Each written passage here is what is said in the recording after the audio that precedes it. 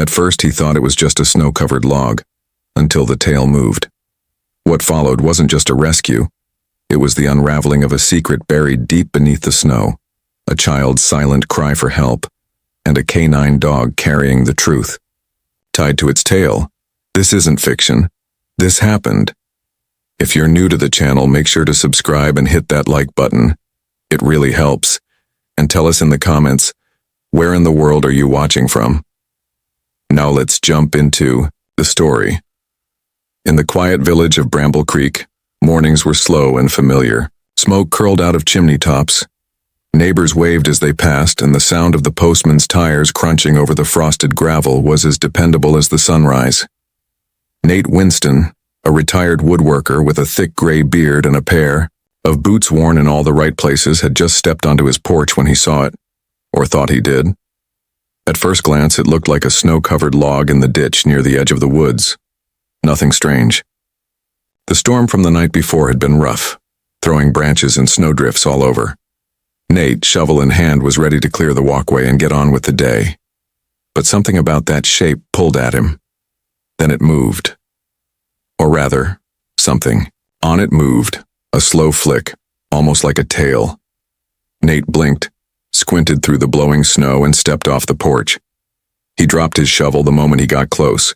It wasn't a log. It was a dog. A canine, medium-sized, with thick fur now crusted in ice. The poor thing was barely breathing, its paws raw and blood-speckled, eyes closed, but still alive. Nate knelt beside it, heart thudding. "Hey, buddy," he whispered, reaching out gently. The wind howled, but the dog didn't react. No collar, no tags, just frost and silence, and something tied to its tail. At first, Nate thought it was a stick or trash, something the animal had gotten tangled in. But no, it was a child's glove, pink with a little yellow sun stitched near the wrist, and tucked inside the glove, folded and damp, was a note, torn from a notebook, written in shaky letters. "Please help. I'm in the cabin. My name is Lila.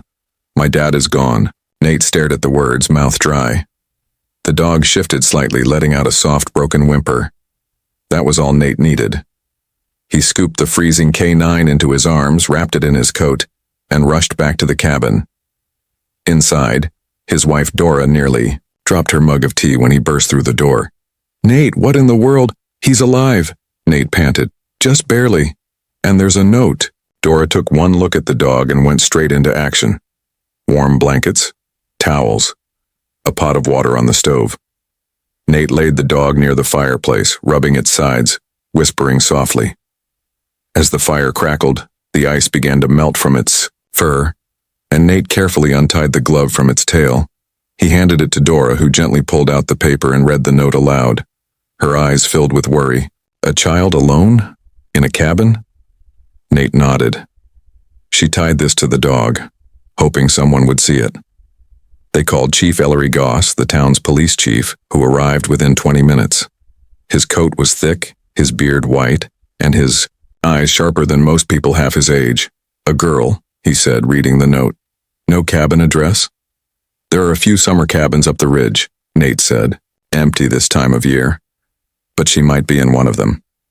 Goss looked at the dog, who now lay quietly by the fire, eyes barely open. "He found you. That's something." Nate nodded. "I think he wanted me to read the note." The search began that afternoon. Nate, Chief Goss, and a young deputy named Claire piled into a four-wheel truck with chains on the tires and flasks of coffee.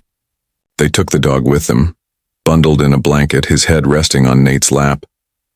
They followed the trail back to where Nate had found him, then went deeper into the woods, boots crunching through fresh snow, flashlights swinging between the trees. The first cabin was empty, so was the second, but the third, a mile deeper, had smoke curling from the chimney. Goss raised his hand. "Someone's been here recently." He knocked once, no answer, then louder. Still nothing. He looked at Nate.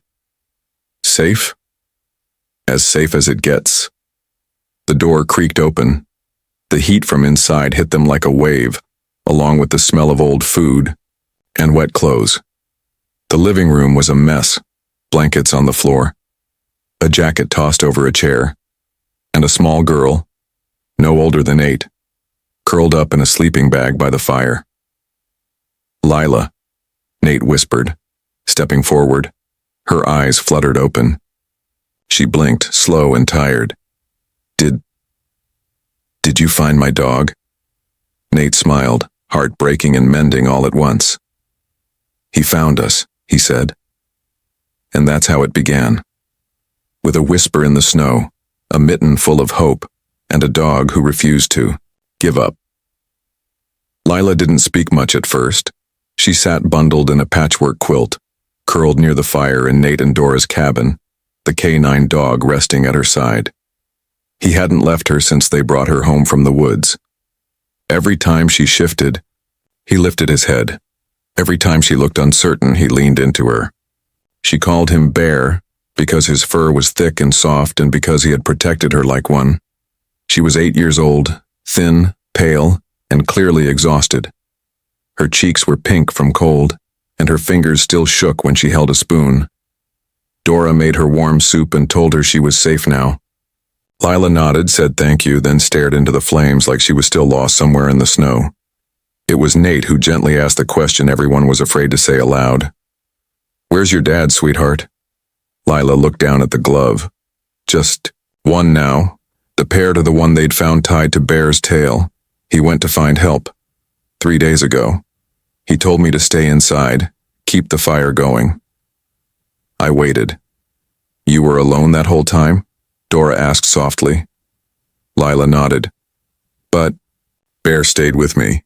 Then he left and didn't come back. I think he went to find you." Nate and Chief Goss exchanged glances. The storm had been brutal. If her father was still out there, he might be in serious trouble. The next morning, the search continued. Goss brought 2 more officers and Nate insisted on going along. "I know those woods," he said, tying his boots. Dora handed him a thermos and kissed his cheek. "Be careful." They started from the ghost cabin where they had found Lila. Bear trotted beside them, stronger now after a night of rest and a full bowl of Dora's leftover chicken stew. His nose stayed low to the ground, ears alert. They searched for hours, calling out, scanning the woods, marking their path with orange ribbons so they wouldn't get turned around. Around noon, Bear stopped at the edge of a small ridge. He barked once, then darted into the trees. "Bear, wait!" Nate shouted, rushing after him. They followed the canine down a slope slick with snow and ice. At the bottom, in the crook of 2 fallen trees, they found a man curled, shivering and barely conscious. "It's him!" Nate yelled. "Lila's father!" The man was alive, but just barely. His ankle was twisted badly, and his hands were cut. He had clearly fallen and, judging by the track marks, had tried to crawl before giving up. Chief Goss radioed for help. Within the hour, a snowmobile from the rescue team arrived carrying paramedics. They wrapped him in heat blankets, gave him fluids, and promised he'd be okay. "Bear found me?" the man mumbled as they lifted him onto the sled. "No," Nate said, smiling. "He found us, then we found you." Back at the cabin, Lila's eyes filled with tears when she saw her dad. She didn't cry, not really. Just rushed to his side, wrapped her arms around him and held on. Bear watched from the corner, wagging his tail just once. That night, everyone gathered around the fire. Nate sipped his tea. Dora knitted quietly. Lila was finally asleep on the couch, her head on her dad's shoulder. Bear lay stretched out in front of the hearth, belly up and snoring lightly, but something still felt unsettled. "There's more to this," Chief Goss said, his voice low. "That glove, it wasn't just a message, it was a clue." Nate nodded. There was a map inside Lila's coat. It was hand-drawn. Looked like a child's map, but with detail. There was something marked. A treehouse near a creek. Lila's dad, whose name they now knew was Rowan, stirred. "That map, I told her to keep it hidden." "Why?" Goss asked. Rowan looked down at his daughter, sleeping soundly now. "Because someone was following us before the storm. I used to work for a company called Northridge Mining. I found documents about illegal dumping near these woods. I was going to report them. Dora leaned forward. And they didn't want you to. Rowan nodded. I took Lila and ran. I didn't know where to go, so we came here. I remembered the cabins from when I was a boy. I hid everything. In the treehouse. Bear lifted his head, eyes sharp now. You think he remembers where it is? Nate asked. Rowan managed a weak smile. If anyone does, it's Bear. Outside, the snow had stopped falling. The sky was clear, the stars sharp and cold. The danger wasn't over, Nate could feel it. But something had changed. The storm had passed. And Bear? He was ready for whatever came next, because this wasn't just a story about survival. It was a story about what happens when someone listens to a whisper in the snow and answers it. The snow had stopped, but the silence it left behind felt louder than any storm. Inside Nate and Dora's cabin, things were strangely still. Rowan, Lila's father, was resting in the spare room with his ankle bandaged and a cup of warm broth beside him. Lila sat quietly by the window, sketching in a notebook with Bear, the canine dog, snoring at her feet. But under all that calm, something was changing. Earlier that morning, Chief Goss had stopped by with news. Nate, he said, laying a folder on the kitchen table. I had a call from the county office. Seems the company Rowan used to work for, Northridge Mining, is still buying up land around Bramble Creek. Quietly. Under fake names. Nate frowned, flipping through the documents. They're trying to hide something. They are, Goss said. And I think Rowan was right. They were dumping waste. Probably near the creek. That's why they followed him. They didn't want this getting out. Rowan had told them about the treehouse, hidden deep in the woods where he had left a flash drive full of information. Emails, photos, and reports. Everything they needed to prove Northridge was poisoning the land. Bear stood up the moment the treehouse was mentioned. He knows, Nate said. He remembers. With Goss's help, they packed supplies and layered on coats. Bear led the way, his paws crunching through the leftover snow like he was born to track trails no one else could see. The woods were quiet as they walked. Tall pines lined the narrow path. Now and then, Bear would pause, sniff the air, then push forward again determined. After nearly an hour, they reached it. A small wooden structure hidden high between two trees, weather-worn but still standing. The rope ladder was frozen stiff, but Nate managed to climb up, breath clouding in the cold air. Inside, under a loose board in the floor, he found a tin. Fursome, he opened it carefully. Inside was the flash drive, along with a folded note in Rowan's handwriting. If I don't make it, this tells the truth. Back at the cabin, Nate handed the drive to Chief Goss, who plugged it into his laptop. Dora made tea as everyone gathered around the kitchen table. The files were clear. Emails between Northridge executives discussing shortcuts and cost cuts. Photos of barrels marked hazardous being buried in a wooded area. Maps showing waste sites dangerously close to streams and old wells. This is huge, Goss said, scrolling through the files. This could bring the whole company down. But only if someone listens, Nate said. That night they called Harlan Moore. Harlan was an old friend of Nate's, a quiet man with a beard like a paintbrush and a sharp mind that never dulled. He used to be a reporter in the city, but after years of chasing stories that never made it to print, he'd moved to the country to write in peace. He showed up the next morning in a rusted truck carrying a backpack and a typewriter. I heard you found a story worth telling, he said, stepping inside.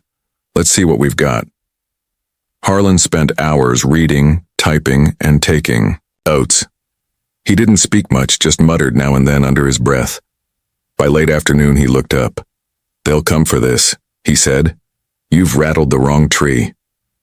As if on cue, Bear growled low from his corner. That evening, strange things started happening. The power flickered, then died completely. The backup generator failed. The landline went silent. At first, they blamed the weather, but when Nate went outside to check the wiring, he found the wires cut clean, like someone had done it on purpose. Someone's watching us, Goss said. They know we have the truth. Bear refused to sleep. He paced the cabin, ears up, muscles tense. Every gust of wind made him jump to his feet. He wouldn't eat, wouldn't rest. Nate sat beside him on the floor, scratching behind his ears. "You feel it, don't you?" he whispered. That night, while the others slept, Nate stayed awake in the chair by the fire, a blanket over his legs and a flashlight in hand. Around midnight, Bear rose and moved to the front window. He didn't bark. He didn't growl. He just stared. Nate followed his gaze. At the edge of the woods near the old shed, a light flickered. A small, controlled flame. Fire. Nate leapt to his feet and ran outside with Bear charging ahead. By the time he reached the shed, the back wall was already ablaze. The smell of gasoline filled the air. "Someone set this," Nate gasped, grabbing the hose. The fire didn't spread far, thanks to the snow, but it was enough. A message. The truth wasn't just buried, it was being hunted. Back inside, with the fire out and everyone shaken, Nate looked at the others. "They tried to scare us, maybe stop us." "They won't," Lila said quietly from the couch, her voice stronger than before. Bear moved to her side and curled against her feet, finally laying his head down. But his eyes stayed open, watching the door. Because he knew the storm wasn't over, not yet. The cabin felt different after the fire, not broken but alert. Like everyone inside knew something was coming and none of them wanted to blink first. Bear, the brave canine dog who had led them this far, was more restless than ever. He slept in short bursts, always near a door or window, always listening. He would sniff the wind, scan the trees, and walk the fence line twice before settling near Lila. Nate and Dora no longer needed convincing. They kept bags packed just in case. Chief Goss had arranged for an extra deputy to patrol near the property. Harlan Moore, the reporter, had started sleeping with a pen in one hand and a flashlight in the other, and the flash drive locked in. A waterproof case buried in the old shed with a second copy stashed in town. Too many close calls meant they couldn't afford to lose it now. Then came the call. Mira Valen, an investigator from the state attorney's office, had read Harlan's early report and seen the files. She wanted a full meeting. She was ready to bring the case to the grand jury. "This could go national," she said. "But you all need to be here in person. I want the girl's story, the father's testimony, and that canine right by your side. You have more than evidence. You have a symbol." 2 days later, they set out just after sunrise. The sky was pale and clear. Nate drove. Rowan and Lila rode in the back. Bear sat between them, ears perked, eyes forward. Dora packed food. Chief Goss followed in another car with Harlan beside him, carrying a folder thicker than any book. The courthouse in Timber Cross was tall and stone gray, with wide steps and news vans already lined along the curb. Mira met them at the door, sharp-eyed and fast-talking. "You ready?" she asked Lila gently. The little girl nodded. "He's ready, too," she added, patting Bear. Inside the courtroom, the air was serious and cold. The judge had a face like carved wood. The jury looked nervous but focused. And the lawyers, well, they watched every word like it was gold. Rowan spoke first. He told them about Northridge mining, about what he had seen, and why he ran. He explained the documents, the maps, and how Bear had led them through it all. He didn't raise his voice, he didn't need to. The truth was heavy enough. Then came Lila. She wore a blue sweater and held her glove, the one Bear had carried tied to his tail. Her voice was soft, but steady. "I wrote the note because I was scared," she said. But Bear wasn't. He left to find help. He came back with people who listened. Then she smiled just a little. "He's not a regular dog. He doesn't bark unless he needs to. He doesn't eat unless we're all safe. He just knows things." Bear sat beside her the whole time, not moving, not fidgeting, just alert, watching. By the end of the day, the courtroom was silent. The judge leaned forward. "This evidence, this testimony, it will change things. You may have started something much bigger than your town." Outside, reporters waited with cameras and microphones. Harlan gave a short statement. Mira promised charges were being filed. And Lila? She stood beside Bear, holding his leash, while the wind blew her hair into her face. She looked small, but somehow taller than she had ever been. Back at the cabin that night, there was soup on the stove and tired smiles all around. For the first time in weeks, it felt like they could breathe again. But the next morning, Bear was gone. Nate found the front door slightly ajar, paw prints leading down the trail toward the woods. No panic, no struggle. Just gone. They followed the prints all the way to the quarry, now fenced off and watched by guards.